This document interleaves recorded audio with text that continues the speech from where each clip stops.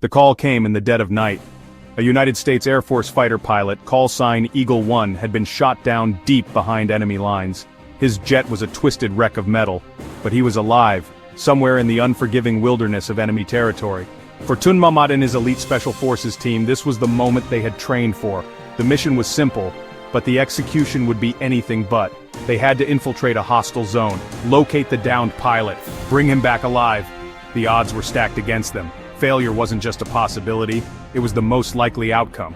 But that word, failure, wasn't in their vocabulary. They packed heavy, their rucksacks bulging, ammunition, medical supplies, rations, survival equipment. Mamat moved with a quiet confidence that inspired his team. His loyal dog, Belgian Malinois Max, stayed at his side, senses on high alert. The insertion came under the cloak of darkness. A low-flying helicopter dropped them miles from the crash site, rotors beating the cold night air. Boots hit ground. They became ghosts. The trek through enemy territory was a grueling test of endurance. Each man carried over 100 pounds of gear, a constant crushing weight on their shoulders and back. They moved through the thick undergrowth, the forest a maze of thorns and shadows. Their pace was relentless, a steady march that ate up the miles but drained their energy. Sweat soaked their uniforms, but they pushed on, driven by urgency. Mamat set a punishing pace. Every moment they delayed, the noose around the downed pilot tightened. They were shadows moving through a world that wanted them dead. Crossing the rivers was one of the greatest challenges. They couldn't risk using bridges which were certainly watched by the enemy. They had to find shallow points to ford, often in the dead of night. The water was icy cold, a shocking jolt to exhausted bodies. They moved in perfect synchronization, holding rifles high above the water, careful, deliberate steps to avoid making a splash. One wrong move, one slip on a slick rock, could alert enemy patrols and compromise the mission. Their faces were grim masks of determination. The physical toll was immense, the mental strain even greater. Every sound was magnified in the wilderness. The hoot of an owl, the howl of a distant wolf. Paranoia walked beside them. They stayed alert, scanning for any sign of movement, any hint of an ambush. Sleep was a luxury they could not afford. Only a few minutes of rest in shifts. Mamat, ever vigilant, subsisted on pure willpower. He was the rock his team depended on.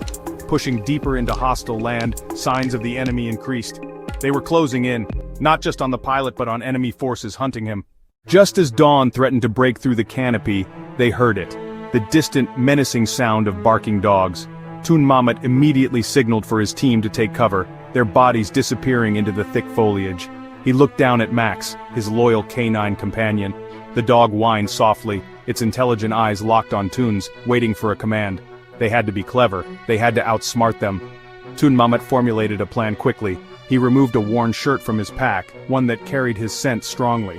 He rubbed it all over Max, transferring his human smell onto the dog's fur. Then, whispering a series of quiet commands, he sent Max in the opposite direction of their intended path. It was a huge risk. He was sending his partner, his friend, into danger alone. The barking grew louder as the enemy patrol got closer, following the false trail laid by Max. Mamat and his team held their breath, motionless in their concealed positions. They could hear the soldiers' voices now, shouting commands in a harsh foreign language. The dogs were agitated, barking furiously as they followed Max's scent trail away from the team's true location. It was a masterclass in deception. Had used the enemy's own tracking methods against them, turning their greatest asset into a critical vulnerability. The sounds of the chase began to fade as the patrol moved further and further away. Let out a low whistle, a specific tone that only Max would recognize. A short while later the dog reappeared, panting but unharmed. Mamat gave his companion a quiet pat, a gesture of deep gratitude and relief. They had survived the encounter without firing a single shot. They had used their brains, not just their brawn, to overcome the obstacle. But they knew more enemies lay ahead, and the next encounter would likely not be so quiet. Their luck finally ran out near a rocky ridge. As they navigated a narrow gorge, they walked straight into an enemy special forces ambush. There was no warning, just the sudden crack of a rifle, and the whistle of a bullet passing inches from Mamat's head. The air exploded into a chaotic storm of gunfire. 9 enemy soldiers, expertly concealed in the rocks above, had them pinned down. They were outgunned and in a terrible tactical position. For a moment, it seemed the mission was over, but in moments of chaos, true warriors are forged. Tun Mamat was more than a soldier, he was a force of nature. While his team laid down suppressing fire, Tan reacted with incredible speed and precision. He didn't panic, he analyzed. He saw the muzzle flashes, pinpointing each enemy's location in a split second. He moved with a lethal grace, darting from one piece of cover to the next. His rifle an extension of his will. One shot, one kill, then the second. He fired his weapon with methodical precision, not in panicked bursts, but with single, well-aimed shots. The gorge echoed with the sound of his rifle. In less than a minute, the firefight was over. 9 enemy soldiers lay defeated. Tun Mamat had fired exactly 9 shots. It was an unbelievable display of skill and bravery under extreme pressure. There was no celebration, only a grim acknowledgement of the deadly work that had been done.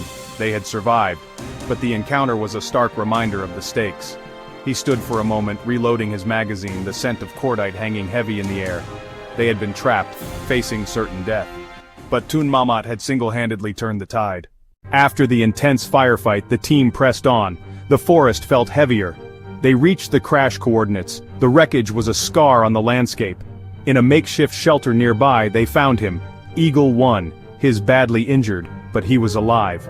His face, etched with pain and exhaustion, lit up at the sight of Tan's team. Tun's men quickly administered first aid, stabilizing his leg for the journey back. The extraction was just as perilous as the infiltration. They moved slower, burdened with an injured man. Enemy patrols were converging on the area, including elite enemies specialist commandos brought in to hunt them. As they made their way toward the extraction point, they were ambushed again, up close and personal. A Spetsnaz commando lunged at Tun Mamat from the shadows, a knife flashing in his hand. The ensuing struggle was brutal, blocking, striking, and finally overpowering his opponent. The leader of the enemy's unit, a giant of a man, charged Tun Mamat directly. It was a clash of titans. Tun Mamat was faster, smarter, and more determined. He used his opponent's size and momentum against him, delivering precise strikes to disable the formidable commando. He fought not with rage, but with a cold, focused efficiency. Finally they reached the extraction zone, a small clearing on a remote hilltop. As the sun began to set on this long, bloody day, they heard the welcome sound of an approaching helicopter. They quickly loaded the injured pilot, and then, one by one, the team scrambled aboard. As the chopper lifted off, leaving the dark forest behind, relief washed over them. They had gone into the heart of darkness and emerged, bruised, battered, but victorious. Looking down at the receding landscape, Tun Mamat reflected on the brutal cost of that victory. He had saved a life, but the echoes of the battle and the faces of the fallen would remain with him forever. A somber reminder of the high price of war and the preciousness of peace.